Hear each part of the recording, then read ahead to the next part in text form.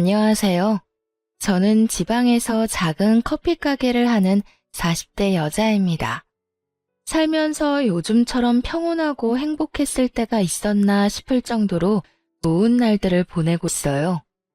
불과 몇 년 전만 해도 제 인생 자체가 사랑과 전쟁 축소판이란 생각이 들 만큼 막장과 다름이 없었는데 모든 순간을 잘 넘기고 나니 이런 순간도 다 오더라고요. 여유가 생긴 요즘, 전 다른 분들의 사연을 들으며 무료한 시간을 보내곤 하는데요. 이토록 애정하는 채널에 제 사연을 소개한다고 생각하니 떨려오네요. 그래도 최선을 다해 사연을 적어보내니 다들 잘 들어주셨으면 감사하겠습니다. 그러면 시작해볼게요. 남편과 저는 24살 결혼을 했어요. 네, 다들 예상하시다시피 혼전 임신이었습니다. 그 당시 군대를 갓 전역한 남편과 직장 생활을 막 시작한 저는 친구의 소개로 만나 연애를 시작하게 되었고 혈기왕성한 시기답게 예상치 못한 임신으로 서둘러 결혼까지 하게 되었습니다. 물론 사랑하기도 했었죠. 아무리 아기가 생겼다고 한들 사랑하지도 않은 남자랑 결혼할 수는 없는 노릇이니까요. 하지만 사랑보다는 임신이 이른 결혼에 더 큰 이유가 되었다는 사실을 부인하지 않아요. 뱃속에 생긴 생명을 지켜야 한다는 생각이 강했고 남편 역시 저와 생각이 같았던 터라 결혼을 약속하게 되었죠. 처음 예비시댁에 찾아가 임신 사실을 알렸더니 감사하게도 이렇게 말해주더군요. 그래, 너희 뜻이 그렇게 확고하다면 우리 뜻이 뭐가 중요하겠니? 우리가 살아주는 인생도 아니고 우리가 그 아기의 부모가 되어줄 것도 아닌데 말이다. 지금 생각하는 것보다 부모가 된다는 건 더 힘든 일일 거다. 그럴 때일수록 남자가 더 잘하고 더 많이 배려해줘야 해. 알겠지, 아들? 그럼 내가 얼마나 잘하는데. 엄마는 그런 걱정은 하지도 마. 앞으로 이 엄마가 두고 볼 거야. 네 첫눈에 눈물 나게 하면 이 엄마가 가만 안 둘 거니까 그런 줄 알아. 아가, 우리 집에 와줘서 고맙다.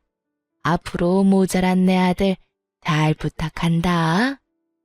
시댁에선 저희의 결혼을 응원해 주셨고 다행스럽게도 저희 부모님 역시 저희 뜻을 받아들여 주셨어요.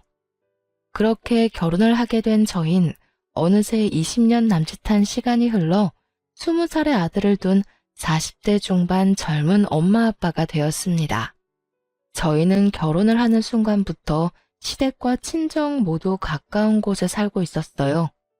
시댁엔 아들이 10살이 되던 해에 당뇨병 합병증으로 인해 시부가 돌아가시고 친정엔 제가 결혼을 하고 얼마 되지 않아 엄마가 돌아가셔 아빠가 혼자 계신 상태였기 때문이었죠. 처음엔 그냥 얻다 보니 가깝게 얻은 것이었는데 살면서 상황이 그렇게 되다 보니 당연스럽게 가까운 곳에 살게 되었던 것이었어요. 시댁엔 시누이가 있긴 했지만 남편이 불안해했고 저는 외동이었던 터라 시댁 친정 모두 가깝게 있는 것은 저희 두 사람에겐 여러모로 옳은 결정이었죠. 워낙 어린 나이에 한 결혼이라 그런지 신혼 때는 정말 하루가 멀다 하고 싸웠던 기억이 있어요. 저는 저대로 임신을 한 상태라 인생 최고의 예민한 시기를 보내고 있었고 남편은 남편대로 가장이 될 준비가 되지 않은 상태에서 가장 노릇을 하느라 힘이 드는 시기였죠. 임신이라는 이유가 있기도 했지만 그만큼 남편을 많이 사랑했기에 한 결혼이었는데 초반부터 사소한 것들로 다툼이 잦아지니 너무 힘이 들더라고요. 혼자 마음을 다스리고 인내하기엔 저 역시 어렸기에 참 외롭기도 하고 힘들기도 했어요. 그럴 때마다 저를 위로해주고 보듬어줬던 건 다름 아닌 시모였어요. 아가, 요즘 많이 힘들지? 네? 아니에요. 제가 뭐가 힘들어요. 집에서 쉬고 있는데요. 임신한 애가 쉬어도 그게 쉬는 거니? 몸 한번 움직이는 것도 쉽지 않고 먹는 걸 하나 마음대로 마음 편히 먹을 수가 있냐? 스트레스 받는다고 술 한 잔을 먹을 수나 있나? 한창 놀기 좋아하는 나이에 집구석에 처박혀서 그러고 있지 않니? 말은 안 해도 너 힘든 거 다 안다. 어머님, 전 괜찮아요. 그렇지 않아도 감정선이 뒤죽박죽 하던 터라 시모의 말에 울컥하며 갑자기 눈물이 왈칵 쏟아져 내리더군요. 저의 눈에선 괜찮다는 말과는 달리 눈물이 계속해서 쏟아져 내렸고 그런 저를 어머님이 꽉 안아주시더라고요. 그래 그래, 내가 네 맘 다 안다. 나도 네 남편 어릴 때 낳아 키웠어. 엄마가 어리면 그만큼 좋은 점도 있지만 좋은 만큼 엄마가 희생해야 하는 부분도 크단다. 그래서 너희가 임신했다는 사실을 알려왔을 때 고민스럽기도 했어. 세인이가 너무 많은 희생을 해야 하는 현실을 알고 있었으니까. 그런데 세이야, 이 시기가 지나고 아기가 태어나면 이 고생들과 희생들을 다 보답받을 수 있는 날이 분명 온단다. 그날이 오기 전까진 내가 너에게 힘이 되어줄 테니 힘든 일이 있으면 언제든 내게 말하거라. 많이 힘들었던 신혼 초에 시모의 이런 말과 행동들이 저에게 얼마나 큰 위로가 되었는지 모릅니다. 시모는 늘 저의 편에 서서 저의 입장에서 생각해주며 저를 친딸처럼 아껴주셨고 시누이는 무관심으로 저에게 마음을 써주었어요. 언니, 내가 언니한테 관심이 없는 게 아니라 제가 괜히 언니 생각한답시고 나서는 게 언니한테는 스트레스일 수도 있을 것 같아서 가만히 있는 거예요. 그러니까 제가 너무 무관심하다고 섭섭해하시면 안 돼요? 저 언니 많이 좋아해요. 혹여나 제가 오해할까봐 이런 말까지 자주 해주곤 했었죠. 이렇듯 생각지도 않은 새로운 가족이 생긴 대신 세상 누구보다 제 가까운 제 편이라고 생각했던 남편이 변하기 시작하더군요. 처음엔 준비되지 않은 가장 노릇을 한다고 아기를 출산하고 난 후엔 일하고 돌아와 피곤하다는 핑계로 저와 아들을 멀리하더라고요. 그때 처음 저희 부부에게 고비가 왔던 것 같아요. 저는 그때 그 핏덩이 아들을 데리고 이혼까지 해야 하나 진지하게 고민을 하기도 했으니까요. 이런 저의 마음을 어떻게 아셨는지 시모가 저희 부부를 부르더니 그 자리에서 아주 호되게 남편에게 잡아댔었죠. 이놈아, 너 돈 버는 게 유세야? 그까짓 돈 얼마나 번다고 그딴 되지도 않은 유세질에 뻑하면 짜증이나 내고. 내가 뭘, 나 유세 부린 적도 없고 집사람한테 짜증낸 적도 없어. 어디서 거짓말이야? 너 내 앞에서도 네 마누라 홀대하면서 짜증낸 적이 한두 번인 줄 알아? 혹시 너 그런 자각도 못하고 짜증냈던 거야? 아니, 그게 아니라. 엄마, 내 말 좀 들어봐. 듣긴 뭘 들어? 안 봐도 비디오지. 너 이러려고 세이 임신시키고 결혼한다고 난리 부렸던 거야? 그 꽃다운 나이에 너 하나 믿고 애엄마가 된 세이를 이딴 식으로 대하려고? 내가 널 이딴 식으로 키웠어? 어디 꼴 같지도 않게. 네가 뭔데 남의 집 귀한 딸을 무시하고 홀대하는 짓거리를 하는 거야? 너 그딴 식으로 굴 거면 당장 세희랑 이혼하고 우리 집에 발걸음도 하지 말거라. 나는 너 같은 자식 필요 없다. 세희 역시 너 같은 인간 쓰레기 남편은 없는 게 더 나을 거니 그딴 식으로 굴 거면 이혼해. 이혼이라는 말이 시모의 입에서 나올 것이라 전혀 상상하지도 못한 남편은 많이 당황한 듯 아무 말이나 하기 시작하더군요. 엄마, 아무리 그래도 이혼이라니. 우리 아들 아직 돌도 안 됐어. 내 아들 엄마 없는 애로 키우란 말이야. 그리고 나 세희 없으면 못 살아. 내가 세희 없이 어떻게 살아? 아들과 저를 앞세워 이혼만은 피해보고자 노력했지만 시모는 그런 남편을 보며 더욱 단호하게 나오더군요. 그런 녀석이 그딴 식으로 굴었어? 그리고 너 아주 큰 착각을 하는가 본데 내 손주를 왜 네가 키워? 당연히 세희가 키워야지. 네가 지금 아들을 키울 자격이 있다고 생각해? 엄마, 양심이 좀 있어라 이 녀석아. 네가 네 아들 똥기저귀를 한번 갈아줘 봤어? 분유 한번 타줘 보기를 했어? 하물며 아들 한번 씻겨보기는 했어? 아무것도 안 하고 그저 눈으로 입으로 아들 타령만 한 녀석이 무슨 자격이 있다고 양육자 노릇을 하겠다는 거야? 엄마, 왜 이래 진짜? 여보, 가만히 있지 말고 엄마 좀 말려봐. 당신 나랑 이혼할 수 있어? 나 없이 살 수 있냐고. 갑작스런 상황 전개에 저 역시 황당해하고 있는데 그 찰나의 순간 시모가 저를 향해 재빠르게 윙크를 날리더군요.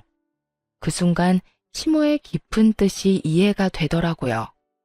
어머님, 이 사람도 많이 반성하고 있는 것 같은데 한 번만 용서해 주세요.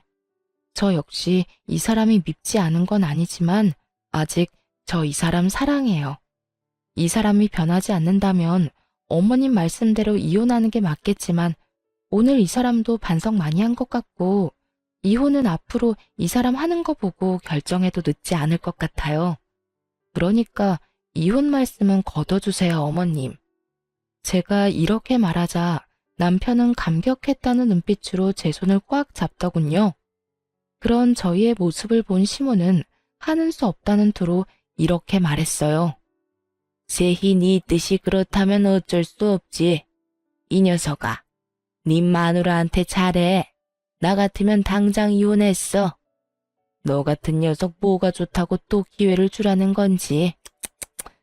네 복 네가 차는 짓거리 하지 말고 있을 때 잘하란 말이야. 여보, 내가 미안해. 이런 상황이 되니까 내가 얼마나 잘못했었는지 알겠더라. 넌 정말 당신이 이혼하자고 하면 어떻게 해야 하나 무섭기까지 하더라니까. 내가 잘할 테니까 지켜봐줘. 정말이야. 남편은 시모의 계획대로 깊은 반성을 한 듯 했고 결혼하고 처음 맞이한 고비를 잘 넘길 수 있었습니다. 그 후 남편의 언행은 정말 거짓말처럼 변해가더군요. 우선 집으로 돌아오면 저에게 애정 표현을 아끼지 않았고 아들을 대하는 말투와 태도, 심지어 눈빛까지 다정하게 변하더라고요. 여보, 나 왔어. 오늘도 많이 힘들었지? 힘들기는 괜찮아. 당신은? 당신은 괜찮았어? 나야 당신에 비하면 누워서 떡 먹기지. 나는 말이라도 통하는 사람들하고 일하잖아. 당신은 하루 종일 말도 못하는 애랑 집에서 에휴, 많이 답답하지? 내가 얼른 씻고 와서 밥 차려줄게. 조금만 기다려. 으이구, 이미 다 차려놨으니까 얼른 씻고 오세요. 에이, 내가 차려준다고 기다리라니까. 내일은 아무것도 하지 말고 기다려. 이렇듯 남편은 전혀 다른 사람이 되었어요. 그런 남편을 보며 저 역시 노력을 했고 때론 아들 둘 키운다는 마음으로 작은 일에도 남편을 지켜 세워주며 두 남자를 잘 보살폈죠. 물론 그렇게 서로가 노력한다고 한들 하루아침에 부부싸움이 없어지진 않았지만 이혼을 논할 정도의 심각한 부부싸움은 한 적이 없었습니다. 그렇게 세월은 흘러 아들이 20살이 되어 대학을 보내고 이제야 한숨 돌리고 제 인생을 사나 싶었더니 갑작스럽게 시모가 뇌출혈로 쓰러지게 되었어요. 천만다행으로 목숨엔 지장이 없었지만 하반신 마비가 오고야 말았죠. 시모 혼자서는 도저히 생활이 불가능한 상태였고 하나 있던 시누이 역시 결혼을 하며 지방에서 생활하고 있던 터라 시모의 간병은 제가 맡아야만 하는 상황이었어요. 그런 상황이 불만이었냐고요? 천만에요. 시모는 저에게 있어 정말 친정엄마와 같은 존재였고 그랬기에 전 당연하다는 마음으로 저희 집으로 시모를 모시고 왔습니다. 조금의 고민도 하지 않고 시모를 모시고 오는 저를 보며 남편 역시 처음엔 고마워했죠. 여보, 정말 고마워. 난 당신이 이렇게 고민도 없이 우리 엄마 모신다고 할 줄은 몰랐어. 고맙기는 별소리를 다 한다. 어머님, 당신 엄마이기도 하지만 내 엄마이기도 해. 우리 엄마가 편찮으신데 당연히 우리가 모셔야지 누가 모셔? 그러니까 당신도 싱거운 소리 하지 말고 어머님께 잘해. 부모님이 한평생 우리 곁에 있어줄 것 같지? 그렇지도 않더라. 당신도 잘 알 거 아니야. 우리 후회하지 않게 잘하자. 알겠지? 남편은 한동안 저에게 틈만 나면 고맙다고 말하며 저에게 잘하려고 노력하더군요. 하지만 그것도 잠시 남편의 본 모습이 드러나는 건 시간 문제였죠. 여보, 집골이 이게 뭐야? 청소는 하는 거야? 당연하지. 나 몰라? 다른 건 몰라도 청소는 아침 저녁으로 하는 거? 왜? 어디 더러워? 콕 집어서 어디가 더럽다는 게 아니라 전체적으로 먼지가 너무 많잖아. 집에만 오면 숨 쉬는 게 답답한 게 목도 칼칼하고. 하여튼 요즘 집에만 왔다 하면 이상하게 아픈 것 같다고. 아프기는 무슨? 그런 사람이 인생 최대 몸무게를 찢고 있냐? 솔직히 말해봐. 무슨 일 있지? 그래서 이렇게 예민한 거지? 무슨 일은 무슨. 정말 먼지가 많다니까. 잔말 말고 집 대청소나 좀 해. 집이 깨끗해야 들어올 맛이 나지. 청소만큼은 자신 있는 저였는데 그런 저에게 청소로 트집을 잡으니 이상하다 싶더군요. 청결에 그렇게 예민하지도 않은 사람이 말이죠. 거기에다 출장이다 뭐다 갖은 핑계를 대며 외박을 하는 날도 생겨나더군요. 여보, 나 출장 가. 간단하게 짐 좀 챙겨줘. 출장? 또 출장이야? 이때껏 출장이라고는 없더니 요즘 출장이 잦네? 그만큼 당신 남편이 회사에서 인정받고 있다는 뜻이잖아. 중요한 출장을 아무나 보낼 수가 있어? 다 내 능력이 출중하니까 날 믿고 다녀오라는 거야. 그러니까 당신도 잔말 말고 짐이나 제대로 싸줘. 알겠다, 알겠어. 며칠이나 걸려? 2박 3일. 이번엔 가서 그 지역 거래처는 다 돌고 오라고 해서 이틀은 걸릴 것 같아. 알겠어. 말은 알겠다고 했지만 그 말을 다 믿진 않았던 것 같아요. 갑자기 변해버린 남편과 그와 동시에 잦아지는 출장. 아무리 눈치가 없는 사람이라도 무언가 석연치 않은 일이 벌어지고 있다는 걸 알아채지 않겠어요? 저 역시 무언가 석연치 않다 싶긴 했지만 시모를 신경 쓰느라 애써 모른 척하며 남편을 믿으려 노력했던 것 같아요. 지금 생각하면 참 바보 같지만 그땐 그게 최선이라고 생각했어요. 그러면서도 설마 내 남편이 다른 건 몰라도 바람은 피울 리가 없다고 그저 머리도 복잡하고 집에 와봤자 제대로 쉬지도 못하니 며칠 바람이라도 쐬러 가는 모양이다 하고 생각하기도 했었고요. 이런 남편의 변화를 시모가 눈치채지 못할 리 없었고 어느 날은 시모가 남편을 불러 앉혀놓고 한 소리할 심상으로 남편을 불렀어요. 아범, 여기 와서 좀 앉아보거라. 왜요? 나 오늘 회사 일 처리하느라 피곤해. 나중에 이야기해. 나중은 무슨? 지금 당장 해야 할 이야기니 얼른 와서 앉아보래도. 이 어미가 널 붙잡고 몇 시간씩 이야기할 것도 아니고 고작 몇 분 이 어미랑 이야기 나누는 것도 힘든 게야? 아, 진짜. 엄마까지 왜 이래?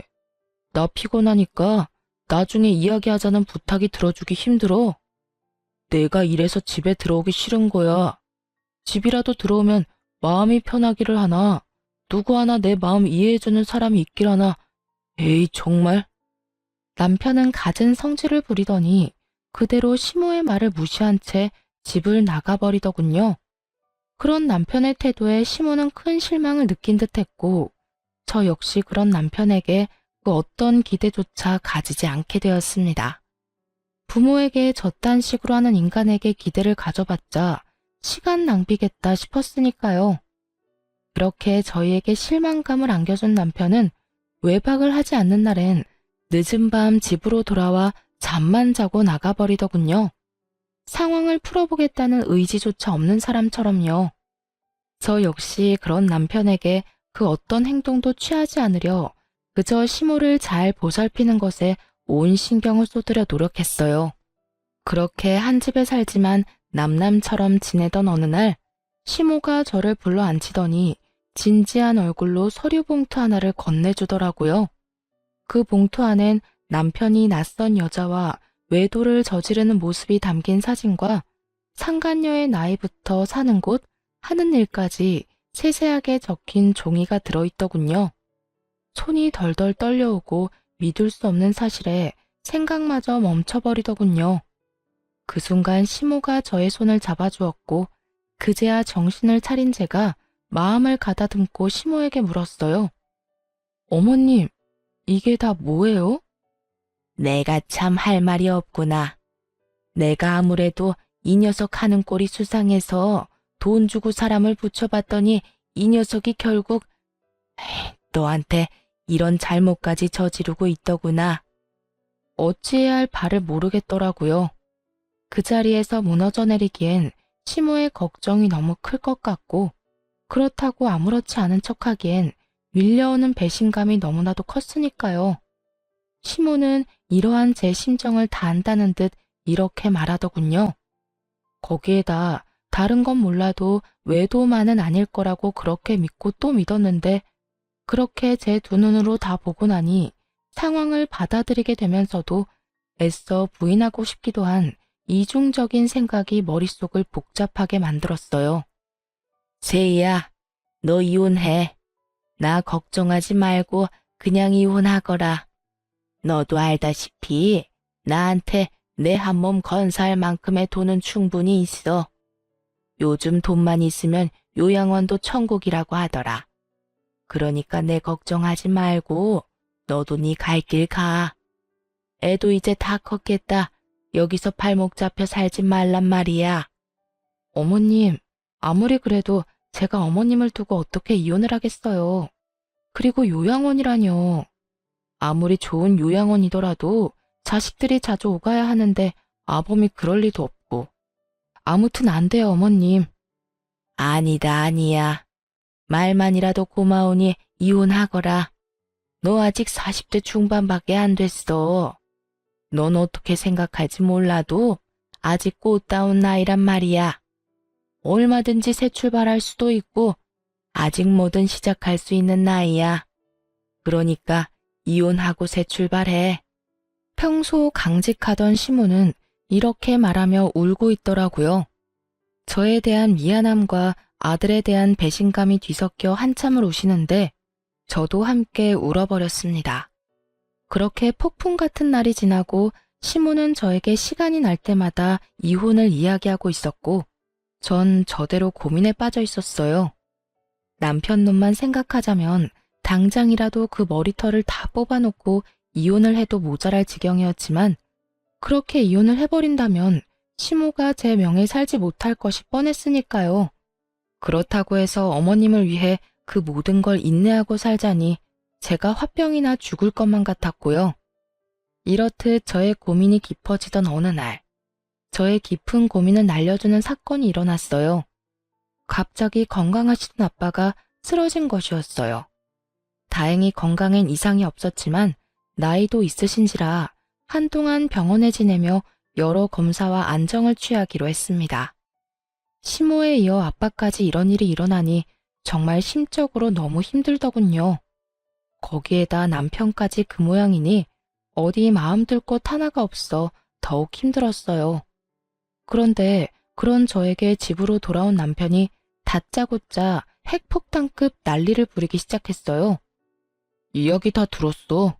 장인어른 병원 입원하셨다며? 그건 또 어떻게 알았대? 엄마가 전화 왔더라. 그래서 하는 말인데 난 장인어른까지 모실 생각 없으니까 그렇게 알고 헛소리 할 생각도 하지 마. 뭐라고? 난 장인어른까지 모시고 살 생각 없다고. 우리 집이 요양원도 아니고 아픈 사람은 우리 엄마 한 명만으로도 버거워. 그러니까 장인어른 쓰러졌다는 핑계로 우리 집에 모시고 올 생각은 하지도 말라고. 난 두 노인애들 책임질 생각 따윈 없으니까. 제가 시모에게 어떻게 했는데, 그리고 지금까지도 제가 시모를 어떻게 모시고 있다는 걸 뻔히 다 보고 있는 남편놈이 있단 말을 하니 정말 저게 인간이 맞나 하는 생각마저 들더군요.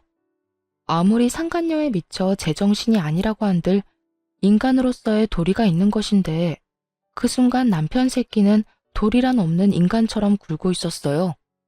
저희 아빠, 저도 생각 같아선 집에서 모시고 싶은 마음이 굴뚝이었습니다.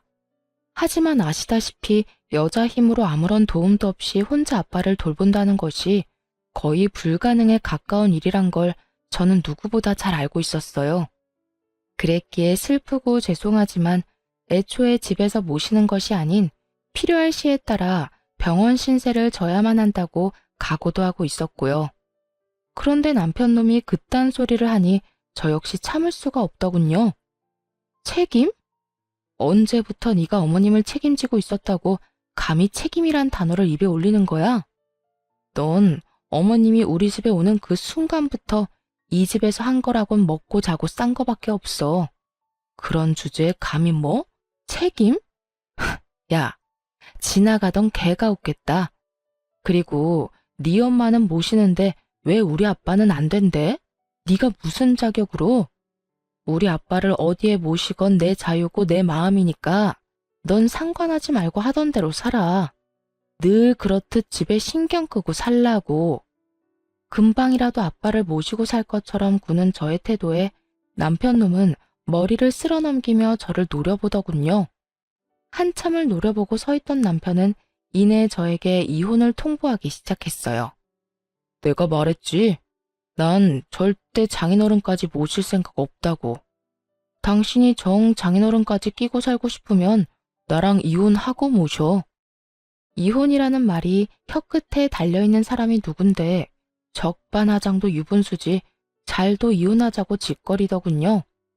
지금 이혼이라고 했니? 그래. 나는 죽어도 장인어른까지 모시는 꼴은 못 보겠고 당신은 죽어도 장인어른을 모시고 싶은 거잖아. 그러니 어쩌겠어. 이혼이라도 해야지. 그런 줄 알고 이혼 준비나 해도. 그래, 이혼해. 누가 무서워할 줄 알아?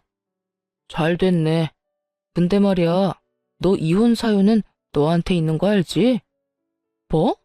이혼 사유? 그래, 네가 네 아빠 모시고 싶어서 이혼하는 거니까 이혼 사유는 너한테 있는 거지. 그러니까 내 아들도 재산도 아무것도 너한테 못 주니까 네 짐 챙겨서 이 집에서 나가. 뭐? 몸만 나가라고? 네가 인간이니? 그래도 내가 20년 동안 너한테 한 게 있는데 어떻게 나한테 이딴 식으로 할 수가 있어? 20년 동안 살았으니까 위자료 청구는 안 하고 몸만 내보내주는 거야. 네가 나한테 따지고 들 게 아니라 오히려 고마워해야 하는 거라고. 아, 우리 아들 얼굴은 가끔 보게 해줄게. 그건 걱정하지 마. 이 와중에 저에게 위자료 한 푼도 아까웠는지 유책 배우자를 저로 몰고 가기 시작하더군요. 어찌나 뻔뻔한지 그 뻔뻔한 면상을 확 걷어차주고 싶은 심정이었어요. 거기에다 외도까지 저지르고 있는 주제에 감히 아들까지 입에 올리다니 저의 전투 의지가 활활 불타오르는 것이 다 느껴지더군요. 아, 그래. 이런 말이 있지. 길고 짧은 건 대봐야 한다고. 두고 보자. 재산은 누구한테 더 많이 주어질지, 우리 아들은 누가 데리고 가게 될지. 거기에다 위자료는 누가 누구한테 주게 될지 말이야. 뭘 상상하든 그 이상을 겪게 될 테니까. 제가 모든 사실을 알고 있다는 사실을 꿈에도 알지 못하는 남편놈은 재수없게 실실 비웃으며 이렇게 말하더군요. 마지막 발악을 해보시겠다. 그래. 다 해봐. 참고로 변호사 비용 만만치 않다. 괜한 오기로 아까운 돈 쓰지 말라고 미리 이야기해주는 거니까 새겨들으라고. 내 걱정 말고 네 걱정이나 해. 그리고 이 집은 이혼하기 전까진 내가 지낼게. 그 정도는 해줄 수 있지? 그래, 그 정도는 양보해줄게. 어차피 엄마 병원 알아볼 동안엔 엄마 병수발 들 사람이 필요하기도 하고, 너도 이 집하고 엄마한테 인사는 해야 할 테니까. 그럼 법원에서 보자. 남편은 의기양양한 태도로 집을 나갔고 도끼를 가득 품은 채 이혼을 준비하게 되었습니다. 우선 전 남편에게 위자료 청구를 함과 동시에 상간녀 소송까지 걸어버렸고 모든 사실을 한 남편에게서 전화가 왔더라고요. 너 미쳤어? 조용히 이혼하자고 했더니 위자료 청구에 상간녀 소송까지 걸어? 네가 감히 누구한테 상간녀 소송을 걸어? 미안함이라곤 전혀 느껴지지 않는 남편의 말을 들으며 아들의 아빠고 나발이고 철저하게 완벽한 복수를 해줘야겠다는 생각만 들더군요. 그런 생각이 들자 남편에게 참 고맙더라고요. 사실 아이의 아빠기도 하고 그간 살았던 세월이 있어서 그런지 이렇게까지 해서 나에게 남는 게 뭘까 하는 생각도 들곤 했었거든요. 그런데 이렇게까지 인간 쓰레기적인 면모를 아낌없이 보여줘 제 마음을 가볍게 해주었으니까요. 감이라니. 이럴 땐 감이가 아니라 당연하다고 하는 거야. 남편이 웬 젊은 여자랑 바람 피우고 있는데 당연하게 상간녀 소송 정도는 걸어줘야 하지 않겠어? 네가 이런다고 달라지는 게 뭔데? 뭐, 그까짓 돈? 그것 때문이야? 고작 돈 때문에? 고작 돈 때문이겠니? 내가 그렇게 돈에 미친 여자는 아니란 걸 잘 알잖아. 내가 상간녀 소송까지 하는 이유는 당연히 해야 하는 일이기야 하는 거야. 인생은 너랑 그딴 년 때문에 막장이 되어버렸는데 그녀는 행복하게 하하호호 웃으며 사는 꼴을 그냥 보고 있을 수만은 없잖아. 너도 그년도 적어도 인간이면 소송하는 중에 최소한 내가 저지른 불륜이 법에 위반되는 나쁜 일이구나 하는 정도의 생각은 하겠지. 그러니까 부디 아무 의미 없는 소송이 아니길 바란다. 알겠냐? 제가 이런 말까지 했는데도 불구하고 남편과 상간녀는 전혀 반성 따위는 모르는 사람처럼 굴더군요. 소송을 하는 내내 제가 보란 듯이 남편은 상간녀를 옆에 끼고 다니며 조롱했고 상간녀 역시 저를 무시하는 말들을 서슴없이 하며 남편의 품에 안기는 행동을 하기도 했으니까요. 꼴이 그게 뭐야? 하긴 두 노인네 뒷바라지하느라 정작 본인 챙길 시간은 없나 봐. 어머, 아무리 그렇다고 해도 무슨 여자가 립스틱 하나 안 발랐대? 저런 꼴이니 오빠가 한눈이나 팔았겠지. 오빠, 걱정 마. 난 오빠랑 결혼해도 절대 망가지지 않을 거니까. 늘 이 모습 그대로 오빠 곁에 있을 거야. 꼴값도 참 여러 가지로 한다 싶었어요. 그런 두 사람의 모습을 보는데 화가 나기는커녕 약조차 오르지 않더군요. 그저 이런 생각만 가득했어요. 그래, 많이 웃어도. 웃을 수 있을 때 많이 웃어도. 언제까지 웃을지 모르겠지만 말이야. 오빠, 저 여자 뭐래? 자기가 뭔데 웃으라 말아야. 혹시 이혼한다는 충격이 너무 커서 미쳐버린 거 아니야? 그런가? 그러고 보니 눈빛도 살짝 이상한 것 같기도 하고. 안 되겠다. 얼른 가자. 괜히 불똥 튈라. 두 사람이 그러거나 말거나 정말 저는 아무렇지 않았어요. 저의 계획은 이제 시작이었으니까요. 일단 소송은 저에게 유리하게 끝이 났어요. 재산 분배는 물론 양육권까지 당연히 저에게 유리하게 끝이 났고 이러한 결과를 전 남편은 받아들이지 못하는 듯 했지만 항소는 하지 않더라고요. 당연히 항소할 줄 알았더니 쉽게 포기하네. 그까지 푼 돈 너 가져. 다 줄 테니까. 난 어차피 엄마 죽으면 받을 재산 많으니까 그까지 돈 없어도 되지만 돈 아니잖아. 너도 알지? 우리 엄마 깔고 앉은 돈 많은 거. 말이야 바른 말이라고. 너도 그 돈 노리고 이때껏 걷지도 못하는 노인네 똥수발까지 들어가며 그 수고를 한 거 아니냐. 그런데 어쩌냐? 그 노고가 헛된 고생이 되어버렸네? 그래도 뭐 한 푼도 못 받은 건 아니니까 너무 억울해 말라고. 이제 이혼도 했으니까 앞으로 두 번 다신 보지 말자. 역시는 역시라고. 전 남편은 역시 저와 시모가 예상했듯 당연하다는 듯 시모의 재산을 자신의 재산처럼 여기고 있더군요. 그 꼴을 보고 있는데 어찌나 한심하고도 웃기는지. 그만 참지 못하고 웃음이 터져나와 버렸지 뭐예요. 그도 그럴 것이 시모는 이미 재산 정리를 끝낸 상태였기 때문이었어요. 미안. 당신 말 듣고 있으니까 참을 수가 있어야지. 미친 사람처럼 웃는 저를 보며 남편은 어리둥절한 표정을 지어 보였고 상간녀는 제가 병균이라도 되는 듯 남편의 뒤로 숨어버리더군요. 너 모르고 있구나. 하긴 어머님께 관심이 전혀 없으니까 몰랐을 수도 있겠다. 그게 무슨 말이야? 내가 모르긴 뭘 모른다는 말이야. 네가 그렇게 믿고 있는 그 재산, 그거 이제 없어. 그러니까 그 재산이 왜 없냐고. 없긴 왜 없어? 나하고 내 아들한테 사이좋게 나눠주셨으니까 없지. 그렇습니다. 어머님은 제가 이혼을 결심한 그 순간부터 재산 정리를 시작하셨고 전 남편에게 단 한 푼도 남기지 않으시고 저와 제 아들에게 모든 재산을 분배해 주셨죠. 전 남편 놈이 믿고 있던 것은 시모의 재산뿐이었을 텐데 제 말을 들은 전 남편의 얼굴은 사색이 되어버렸죠. 물론 남편의 옆구리에 매달려 있던 상간녀의 얼굴도 별반 다르지 않았고요. 뭐라고? 그 재산 어머님이 진작 나하고 내 아들한테 다 주셨다고. 그러게 어머님한테 좀 잘하지 그랬어. 여자한테 미쳐서 가정이고 부모고 다 내팽개치고 발정난 개새끼처럼 발발거리고 다니더니 꼴 좋다. 뭐? 발정난 개새끼? 너 말 다 했어? 다 했겠니? 너한테 하고 싶은 말 다 하려면 사흘 밤낮을 해도 모자랄 지경이야. 그런데 내 할 말 다 해봤자 뭐가 달라지겠니? 인간 말종이 사람이 되기를 하겠어? 반성이란 걸 하기는 하겠어? 너 진짜 말 그따위로밖에 못해? 다 됐고 우리 엄마가 재산을 다 너희한테 줬다니 그게 다 사실이야? 그럴 리가 없잖아. 우리 엄마가 왜?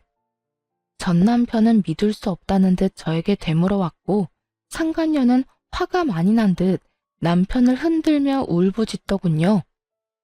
이게 다 무슨 소리야, 오빠? 그러면 오빠가 받을 재산이 하나도 없단 말이야? 이건 오빠 말이랑 달라도 너무 다르잖아. 아니, 다른 정도가 아니라 이건 거의 사기라고. 사기라니. 다른 사람도 아니고 자기가 나한테 어떻게 그런 말까지 해?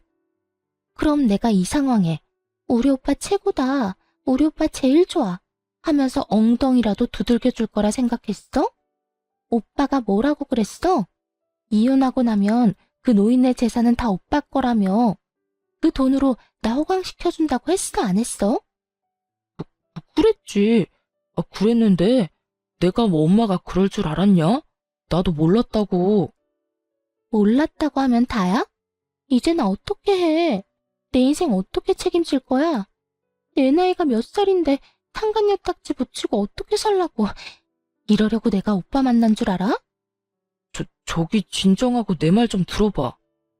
사랑이라고 그렇게 자부하더니 그 대단한 사랑도 돈 앞에선 별 수 없더군요. 제가 있다는 것도 있고 저리 속내를 다 내비치는 꼴을 보니 말이에요. 저기 싸움은 집에 가서 하도록 하고 이제 다 알았으니까 혹여나 어머님 찾아가서 재산 내놓으라 하면서 행패 부릴 생각은 하지도 마. 하긴 찾을 수나 있을지 그것도 의문이다마는. 그건 또 무슨 소리야? 우리 엄마 어디 갔어?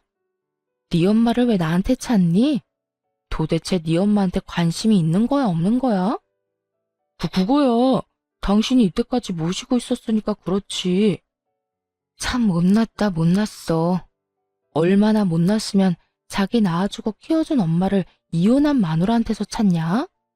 하긴 누굴 욕하겠어? 그런 인간인 줄도 모르고 20년을 살 부대끼며 산 나도 미친년이지. 하여튼 재산 한 푼 없는 어머님께 이제 볼 일도 없을 테니 어머님 찾을 생각은 하지도 말고 나하고도 이젠 이혼도 했으니까 네가 했던 말처럼 앞으로 2번 다신 보지 말자. 그렇게 전 새로운 보금자리로 돌아와 버렸습니다. 그 후 전 남편의 소식이 조금씩 들려오더군요. 그것도 빚쟁이가 되었다는 소문이요. 위자료를 주고 난 뒤에도 남은 재산이 좀 있었을 텐데 어쩌다 빚쟁이까지 되었나 싶었더니 설마 했던 일이 현실이 되었더군요. 나이가 20살이 어린, 그러니까 제 아들과도 나이 차이가 얼마 나지 않는 상간녀가 그 나이 많은 유부남이 뭐가 좋다고 붙어 있었겠어요. 다들 임무와 외칠 수 있듯이 역시나 돈이었죠. 시모의 재산을 정리하며 자세히 알게 된 사실인데 시모의 재산이 생각보다 꽤 많더라고요.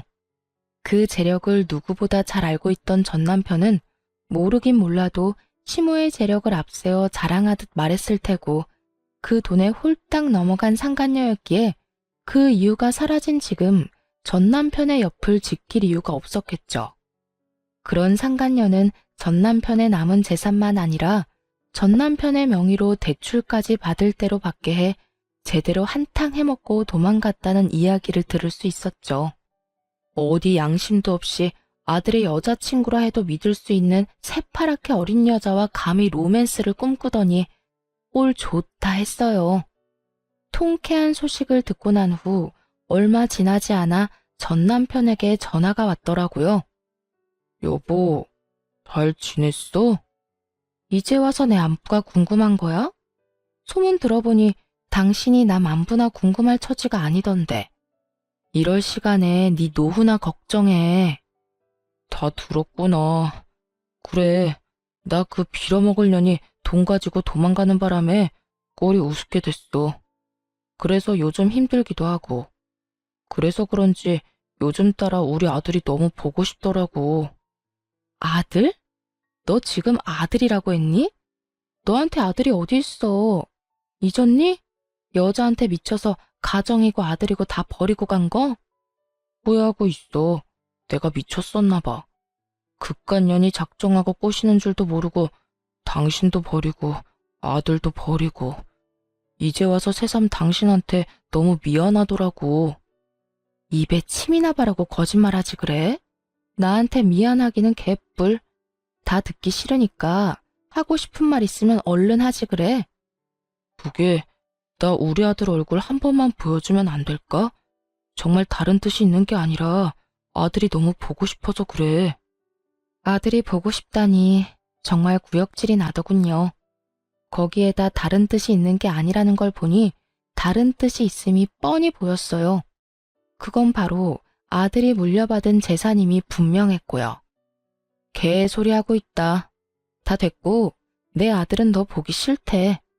너 죽어도 장례식장에도 갈 생각이 없다고 하더라.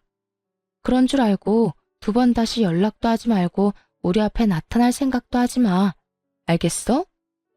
여보, 그러지 말고 정 얼굴 보여주는 게 힘들면 정말 이런 말까지 하고 싶지 않았는데 돈 좀 주면 안 될까? 나 정말 돈이 한 푼도 없어서 그래. 그년이 대출까지 있는 대로 받아서 도망가는 바람에 내 월급으로 감당도 안 되고 퇴직금도 진작 다 당겼어서 큰돈 구할 데도 없어. 나 지금 오갈 데도 없어서 찜질방에서 지내. 한 푼도 없긴 찜질방 갈 돈은 있나 보네. 그렇게 야박하게 굴지 마.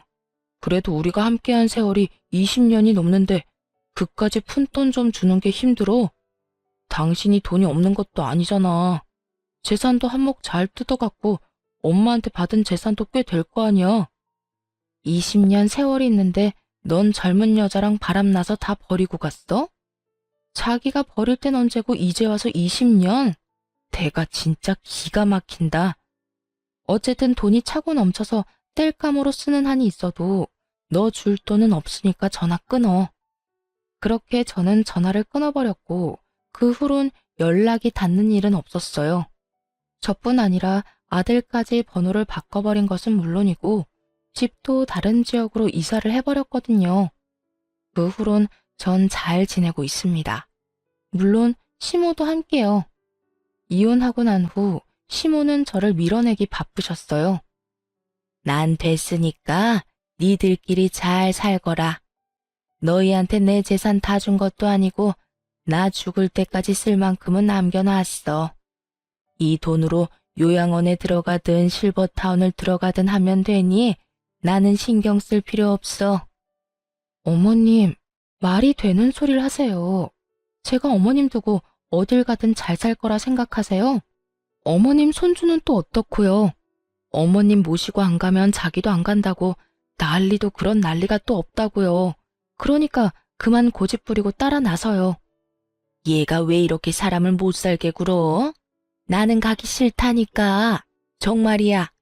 너한테 짐이 되기 싫어서 그러는 게 아니라 내가 정말 너랑 살기가 싫어서 그래. 그런 식으로 말씀하시면 알겠습니다. 사시는 동안 평안하세요. 하고 제가 순순히 돌아설 줄 아셨어요? 어머님, 제 고집 아시죠? 어머님이 좋든 싫든 앞으로 저랑 사셔야 하니까 그런 줄 아세요. 적어도 어머님이 주신 재산 다 쓸 때까진 제 옆에 사셔야 하니까 그런 줄 아시고요. 아니 그래도 얘가 너 나까지 끼고 살면 새 출발 절대 못해. 너 아직 나이도 40대밖에 안 됐고 아들도 다 키웠겠다. 새 출발해야지. 좋은 사람 안 만날 거야? 이대로 혼자 늙어 죽을 거냐고. 새 출발하는데 꼭 남자가 있어야 해요? 꼭 결혼해야 하냐고요. 저는요, 어머님, 이제 남자라면 아주 지긋지긋해요. 이제 겨우 아들 다 키워놓고 즐기면서 살 날만 남았는데 또 새로운 남자랑 살면서 그 뒷바라지를 또 하라니. 절대 싫습니다. 그러니까 어머님이 저 책임지고 같이 살아주세요. 그날 신모께서 참 많이 울더군요. 저 역시 그런 신모를 안고 많이 울었고요. 결국 시모는 못 이기시는 척 저를 따라 나서 주었고 지금은 저와 함께 행복하게 살고 계십니다. 물론 저희 아빠도 함께요. 아빠는 다행스럽게 건강을 회복하셨고 시모는 여전히 거동은 불편하시지만 양호한 상태로 잘 지내고 있어요. 이사한 집이 아주 넓은 주택이라 사돈지간끼리 모여 사는데 큰 불편함 없이 잘 지내고 있어요. 아들은 어느새 군대를 전역하고 곧 첫 출근을 앞두고 있네요. 언제 이렇게나 컸는지 참 뿌듯하면서도 아쉬운 마음도 들더군요. 언제까지나 품 안의 자식일 줄 알았는데 어느새 품에서 나가 혼자 살아갈 준비를 하는 아들의 모습을 보니까요. 그런 저의 마음을 알아챘는지 어느 날은 아들이 이런 말을 하더군요. 엄마, 이때까지 나 키워주느라 고생 많았어요. 앞으로는 내가 엄마랑 할머니, 할아버지까지 잘 챙기고 효도할게요. 그러니까 엄마는 이제 엄마가 하고 싶은 거 하면서 여유롭게 행복하게 살아요. 아들, 이미 엄마는 하고 싶은 거 다 하면서 살고 있어. 그러니까 엄마 걱정, 집안 걱정하지 말고 너 하고 싶은 거 망설이지 말고 다 하면서 살아. 나도 그래요. 나 하고 싶은 거 다 해서 좋은 회사에 취직도 했고 무탈하게 군대도 전역했고요. 다 엄마가 나 잘 키워줘서 이렇게 잘 클 수 있었지 뭐. 하여튼 혹시나 엄마가 힘들면 나한테 기대줬으면 좋겠어요. 이젠 나도 컸으니까 나한테 의지도 하고 고민도 털어놓으면서 그렇게 살아갔으면 좋겠어요. 그래, 고맙다. 우리 아들이 최고네. 그런 당연한 소리를. 하여튼 사랑해요, 엄마. 눈물이 왈칵 쏟아져 나오는 걸 얼마나 참았나 몰라요. 소중한 제 아들. 때론 자식처럼, 때론 남편처럼 저의 곁을 든든하게 지켜주며 요즘에도 뜬금없이 사랑한다는 말을 아끼지 않고 자주 해주는 사랑스러운 아들입니다. 그리고 전 사연 처음에 말씀드렸다시피 시골에서 작은 카페를 운영하며 지내고 있어요. 집 바로 옆 낡은 주택을 사 리모델링을 하고 카페를 열게 되었거든요. 정원도 있어 낮엔 아빠와 시모가 시간을 보내기도 좋고 저 역시 제 시야가 닿는 곳에 두 분이 계시니 심적으로 안심이 되기도 하고요. 여러모로 좋은 결정이었던 것 같죠? 이로써 저의 사연도 끝났네요. 어떠셨나요? 많이 답답하셨을까요? 아님 앞으로의 저의 인생을 응원해 주시는 분들이 더 많으실까요? 어찌되었든 저는 앞으로 두 분과 함께 행복하게 잘 살아가 보려고요. 저의 긴 사연 들어주신 모든 분 감사합니다. 좋은 하루 되세요.